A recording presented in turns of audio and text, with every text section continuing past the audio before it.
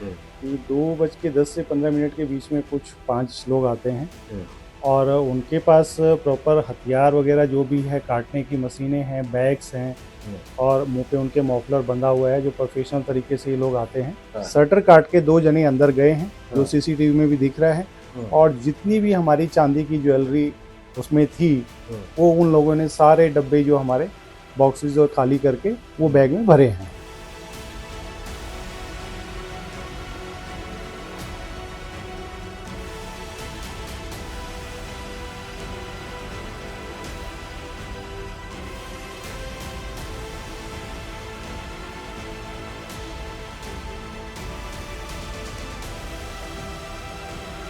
दिल्ली में चोरों के हौसले इतने बुलंद हैं, आप सोच भी नहीं सकते। आरकेपुरम साउथ दिल्ली का एक पॉश इलाका है। यहाँ ये सीपीडब्ल्यूडी कॉलोनी है, यानी सरकारी विभाग यहाँ पे है। सरकारी विभाग के लोग यहाँ पे रहे। पूरी तरह से माना जाता है कि बेहद पॉश इलाका है। और इस पॉश इलाके में एक ज्वेलरी शॉप को चोरों ने लूटा है। और जो गहने हैं गोल्ड और सिल्वर के, वो करोड़ों में है। इस वक्त हम उस ज्वेलरी शॉप में हैं। आप देखिए, जो ये दुकान है, आपको हर तरफ गहने दिखाई देते थे, अभी बिल्कुल ही खाली है। यानी चोर जो यहाँ पे आए थे, वो पूरी तरह से दुकान को खाली करके चले गए हैं और एक भी गहने को उन्होंने छोड़ा नहीं है। हैरानी की बात है, हम राजधानी दिल्ली में हैं और कैसे चोरी हुई है, इस बात को जानने के लिए हमारे साथ इस दुकान के ऑनर हैं। सर, आपका नाम क्या है? रविंदर सिंह चौहान। रविंदर जी, आपके यहाँ चोरी हुई है, जी कब की घटना हुई है, कैसे हुआ था, ये बताइए। सर, ये आज रात लगभग सुबह की जो बात है, 2:10-15 में जो हम सीसीटीवी में देख पा रहे हैं कि 2:10 से 15 मिनट के बीच में कुछ 5 लोग आते हैं और उनके पास प्रॉपर हथियार वगैरह जो भी है, काटने की मशीनें हैं, बैग्स हैं और मुंह पे उनके मफलर बंधा हुआ है, जो प्रोफेशनल तरीके से ये लोग आते हैं। उस तरह से आए और पहले इन्होंने हमारा बाहर का शटर का तो लॉक्स है वो काटे हैं। काटने के बाद वो अंदर आए हैं। अंदर आने के बाद उन्होंने हमारे लॉक तोड़ने की कोशिश करी होगी, जहाँ तक जो हमें अंदेशा लग रहा है, लेकिन वो लॉक उनसे नहीं टूटे, तो फिर उन्होंने शटर को काटा है बीच में से। यानी जो एक हम लोग दुकान के अंदर है, एक बाहर का लॉक तोड़ा है, एक बाहर का और उसके बाद एक यहाँ पे लॉक होता है। जी सर, एक शटर अंदर का होता है। ठीक है। तो उनसे लॉक नहीं टूटे होंगे, तो फिर उन्होंने शटर काटा है। शटर काट के 2 जने अंदर गए हैं, जो सीसीटीवी में भी दिख रहा है। और जितनी भी हमारी चांदी की ज्वेलरी उसमें थी, वो उन लोगों ने सारे डब्बे जो हमारे बॉक्सेस जो खाली करके वो बैग में भरे हैं। एक बार मैं चाहूँ, अच्छा, लगभग कितने की होगी वो ज्वेलरी जितनी आपकी चोरी हुई है आपके यहाँ? सर, अनुमानित जिसकी लागत जो हमें अभी दिख रहा है कि वो 2.5 से 3 करोड़ रुपए के बीच की वैल्यू है, जिसमें 70 से 80 किलो तो चांदी का सामान है और 250 से 300 ग्राम के आसपास जो है गोल्ड की ज्वेलरी है, जिसमें कि हमारे कुछ कस्टमरों के भी रिपेयरिंग का सामान आता था, उसको हम अलग से रख देते थे। कुछ हमें पॉलिशिंग के लिए भेजना था, तो उसको अलग से रख देते थे। इतना नहीं था कि माइंड में कि कभी ऐसी हरकत हो जाएगी, नहीं तो हम उसको भी बड़े उससे रखते। लेकिन ये था कि इतने पॉश एरिया में रह रहे हैं, साउथ दिल्ली में रह रहे हैं, तो कभी मन में ऐसी आशंका नहीं थी हमारी। बिल्कुल, इस पॉश इलाके में रहने का मकसद ही यही होता है कि आदमी सुरक्षित है। यहाँ पे से चंद किलोमीटर, और मुझे लग रहा है शायद 1-1.5 किलोमीटर की दूरी पर आरकेपुरम थाना है, जो कि इस इलाके का थाना है। और शायद 1-1.5 किलोमीटर की दूरी पर है डीसीपी ऑफिस है, जो जिले के जो डीसीपी है उनका ऑफिस है। सर, मैं ये बताना चाहूंगा, आपकी दुकान में कहाँ कहाँ पे क्या था? जैसे यहाँ पे है, कौन सा गहना आप रखते थे, किस तरह से रहते, मैं चाहता हूँ ये बताएं।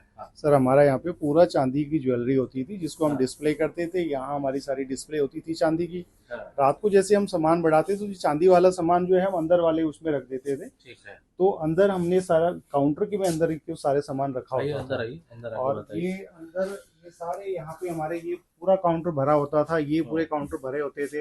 ये काउंटर भरा होता, ये सारी डिस्प्ले हम जो बाहर की मूर्तियां होती थी सब हम उनको अंदर लगा देते थे, क्योंकि रात को हमें ये शटर बंद करना होता था, उसके बाद बाहर वाला शटर बंद करते थे। लेकिन यहाँ जितनी भी ज्वेलरी थी हमारी, इवन हमारे जो भी गोल्ड का थोड़ा बहुत सामान हमने बाहर रखा हुआ था, वो लोग सब लेके गए हैं। जितनी भी थी यहाँ पे सारी चीजें, मतलब A to Z, मतलब कुछ भी हमें इसमें नहीं मिल पाया। अच्छा, मैं एक चीज और जानना चाहूंगा अब इसमें, क्योंकि आपके दुकान का डबल शटर है, क्या आपको लगता है कि जिसने ये इस घटना, इस पूरे चोरी को अंजाम दिया है, जिन लोगों ने, जिस गिरोह ने, जिन पेशेवर अपराधियों ने, वो आपके दुकान के जानकार थे, रैकी किए थे, किसी तरह का शक आपको? सर ऐसे तो क्या कह सकते हैं, रैकी तो ये तो जांच का विषय होगा। और जब ये चीज़ें ट्रैक होंगी तभी पता लगेगा कि इन लोगों ने कैसा करा। हम तो एक दुकानदार हैं, दुकानदार दुकान में आने वाले हर ग्राहक को ग्राहक की तरह ही ट्रीट करता है। हमें नहीं पता कि वो किस बेस के लिए आ रहा है, उसका क्या टारगेट है। और हम तो अपना साधारण तरीके से जैसे वो चीज़ें मांगते हैं हम उनको चीज़ें दिखाते जाते हैं। हो सकता है उसमें कुछ ग्राहक लेके भी जाता है, कुछ ग्राहक वापस भी चला जाता है। अब ये हम नहीं कह सकते हैं कि वो किस लिए, तो जांच का विषय होगा और ये पुलिस को ही इंक्वायरी करनी होगी कि भाई ये कौन लोग थे और कैसे थे। हमने उनको सारी सीसीटीवी फुटेज दे दी है और पुलिस ने भी हमें आश्वासन दिया है कि हम जल्द से जल्द इसको सॉल्व करके देंगे आपको। क्या डीसी जो थाने के, आपके जिले के जो अधिकारी हैं दिल्ली पुलिस के, वो लोग आए थे और क्या क्या जी इन्वेस्टिगेशन हुआ? सर, इन्वेस्टिगेशन चल रही है और जो हमारे अधिकारी के थे वो लोग आए, डीसीपी साहब आए थे। उन्होंने हमें आश्वासन दिया है कि हम बहुत जल्दी इस केस को फर्स्ट उसमें रखने के बाद में जल्दी आपको इसका रिजल्ट भी देंगे और हम जल्दी अपराधियों तक पहुंचेंगे। मैं आज आरकेपुरम थाने में भी गया था, वहाँ पे मेरे एसएचओ जो त्यागी जी हैं उन्होंने भी आश्वासन दिया है कि हम बहुत जल्दी प्रायोरिटी से इस काम को बहुत जल्दी रिजल्ट तक आपको पहुंचा के देंगे इसको। जो चोर आए थे उनके हाथों में क्या क्या था, और जिस तरह से इस पूरे घटना को उन्होंने अंजाम दिया है, आपको क्या लगता है कितने पेशेवर थे? सर वो तो जो हम सीसीटीवी में देख रहे हैं बड़े पेशेवर लोग लग रहे हैं, क्योंकि प्रॉपर ग्लव्स पहन के आना, मफलर चेहरा पूरा ढका हुआ था और साथ में जो उनके इंस्ट्रूमेंट होते हैं कि कैसे हमने शटर अगर कोई हैवी होगा तो उसको काटना है, कोई लॉक अगर वैसा होगा तो काटना है। कहीं पे उनके पास लोहे की रॉड थी जिसकी कि शटर का कुछ पार्ट हमारा ऐसा टेढ़ा भी हो रखा है कि उनको लगा कि हम इसको ऐसे निकाल देंगे लेकिन निकला नहीं हो, फिर उन्होंने वो शटर काटा है। तो तरीके से मतलब वो पूरी तैयारी के साथ आए थे कि हमें क्या क्या वहाँ पे ज़रूरत पड़ेगी। और इस उससे तो ऐसा लगता है कि बहुत ही प्रोफेशनल हैं। शायद एक नहीं और कितने ज्वेलर्सों को निशाना बनाया होगा, वो देखने से सीसीटीवी फुटेज से सब यही लगता है। आपने अपनी दुकान में जो सिक्योरिटी सिस्टम होता है, मजबूत ताले लगाए हैं, शटर भी दो दो लगाए हैं, क्या मार्केट में जब ये चोरी हो रही थी तो कोई आसपास कोई सुना हो, या फिर सिक्योरिटी का इस तरह का है कुछ इंतजाम, या दिल्ली पुलिस पेट्रोलिंग कर रही हो यहाँ पे? सर यहाँ तो दिल्ली पुलिस की पेट्रोलिंग ही हम उसके ही उसमें रहते थे और पॉस एरिया है सर, इतना उसमें है तो यहाँ तो कहीं ऐसा नहीं लगता है कि हमें कुछ और भी सिक्योरिटी की जरूरत पड़ती है। गवर्नमेंट कॉलोनीज हैं आसपास की सारी, उसमें एक मार्केट है छोटी सी, तो इतना नहीं लगता था कि ऐसी हरकत यहाँ पे हो सकती है। अब ये तो दिल्ली पुलिस के लिए भी एक बड़ा चैलेंज होगा कि इतने बड़े एरिया में और इतने पॉश एरिया में अगर इस तरह से काम हो रहा है, इस तरह से अगर वारदात हो रही है, तो फिर ये तो जरूरी उनके चिंता विषय का रहेगा।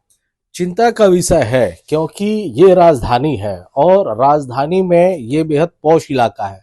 यहाँ के लोग सुरक्षित अपने आप को महसूस करते हैं।